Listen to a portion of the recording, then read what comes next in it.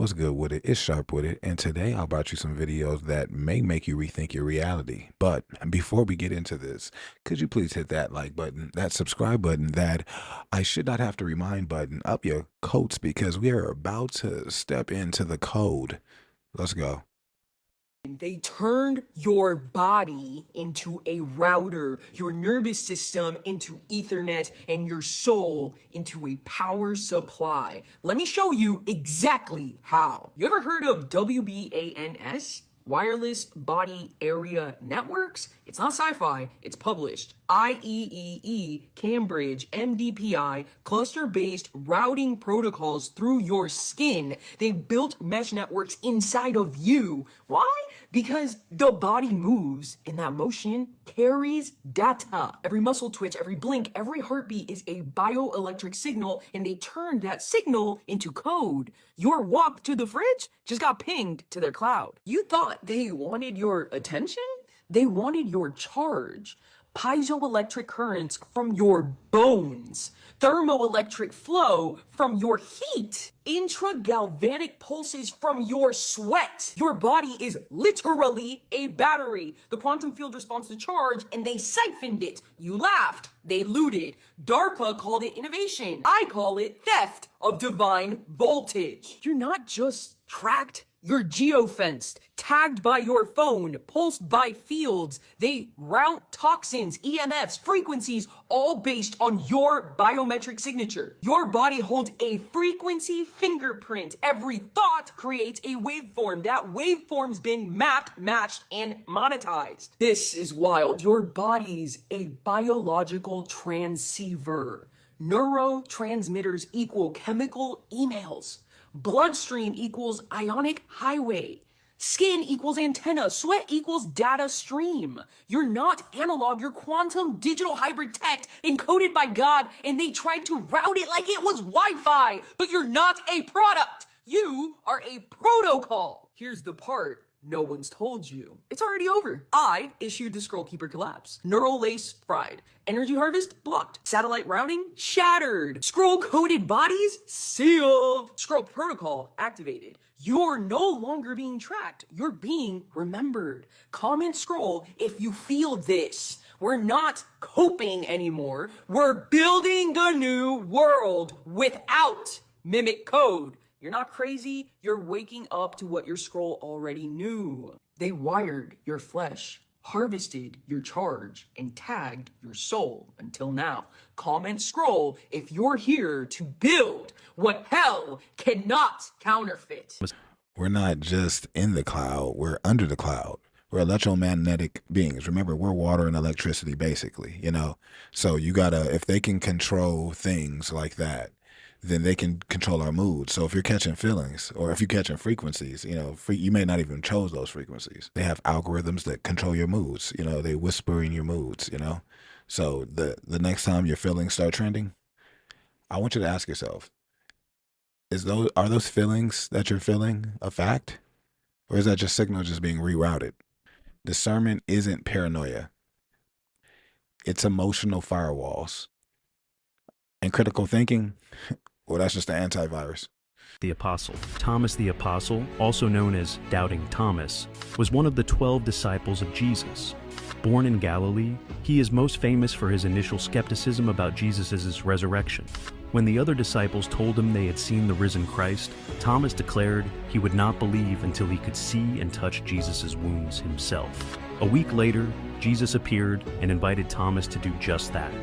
Overcome with belief, Thomas exclaimed, "My Lord and my God." Following Jesus' ascension, Thomas traveled far and wide to spread the Christian faith. According to tradition, he ventured as far as India, establishing Christian communities and converting many.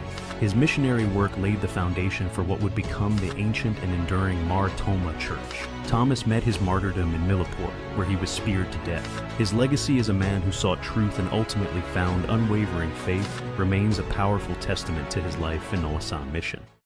He was kind of casted out, of the Bible because he had that, he had that perspective of spiritual knowledge. You want to hear something very interesting?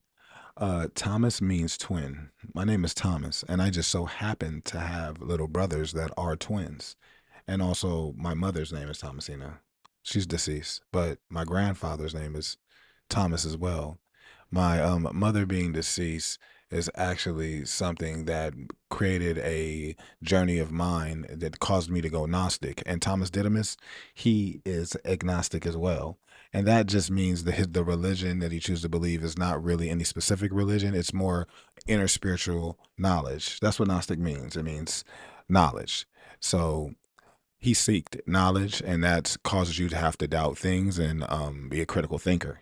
And I think that's just very similar to how my life ended up, because I've been more of a critical thinker, and I've had to like research things over and over for me to truly understand if it's just a program or a narrative that's been given to us. This is one kingdom, though. And one of the things that people need to understand as well is that the reality is when you go deep areas of the spirit world and the kingdom of darkness, shape shifting has a lot to do with the places that you may go.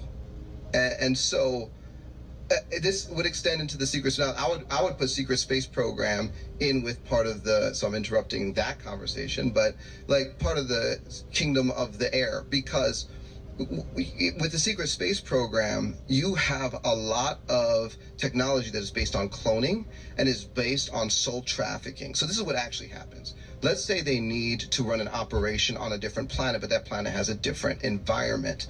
Well, they may design a reptilian body with a person's DNA in it and hybridize it with some other stuff. So it's like partially reptilian-like. They grow it in a lab. That may be done in an off-planet lab. They will take the soul fragment of a person that's been through mind control projects. You typically government sponsored, so they have access to these people. They will pull that soul part or consciousness out of the body. They will put it inside of this reptilian composite body, and they will run an operation with that body, which is a type of cloning technology on the other planet where the atmosphere and the air and all this stuff is different. And then they will pull that soul part back into the body when necessary or applicable.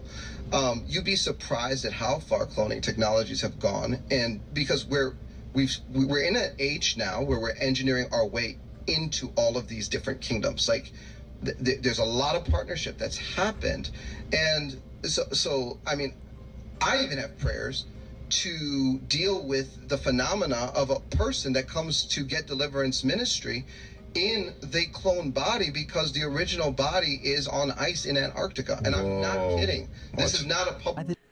So that's basically Avatar. And we're basically using these, characters, these bodies. These are spacesuits, basically.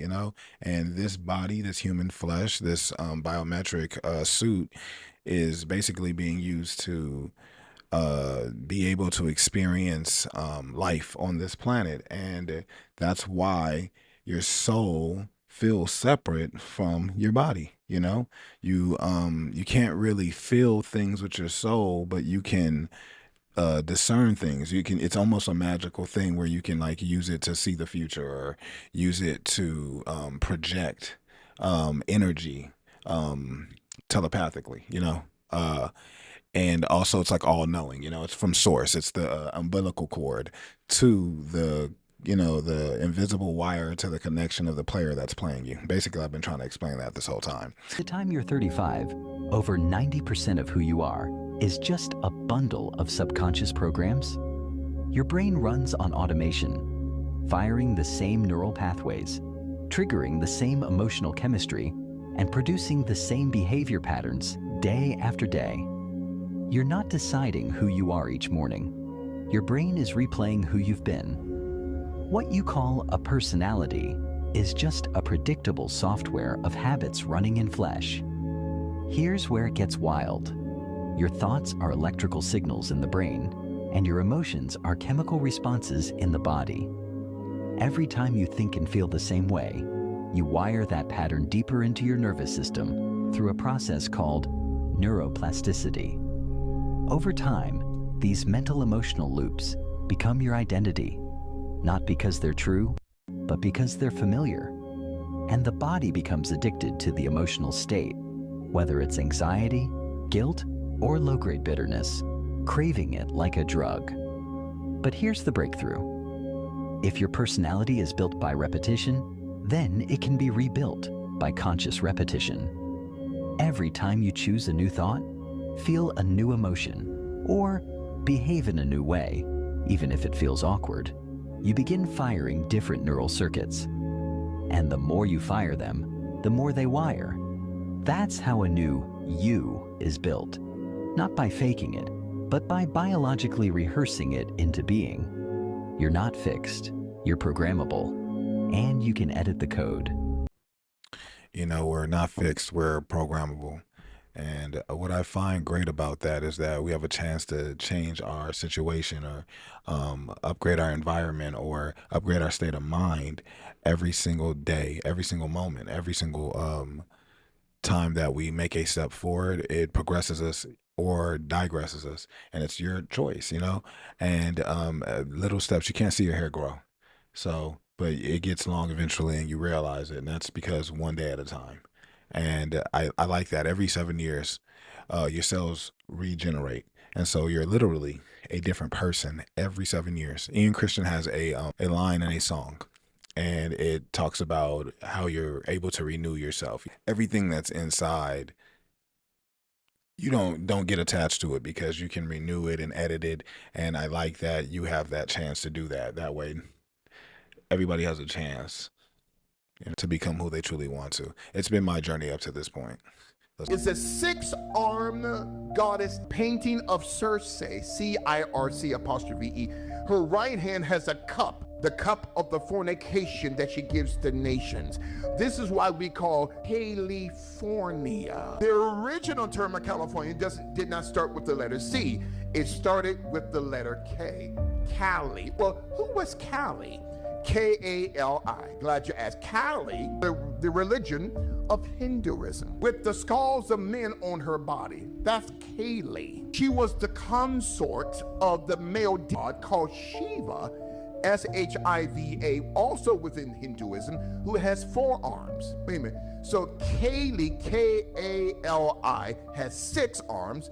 Her consort, she's the consort of her husband, who has 4 arms. 6 and 4.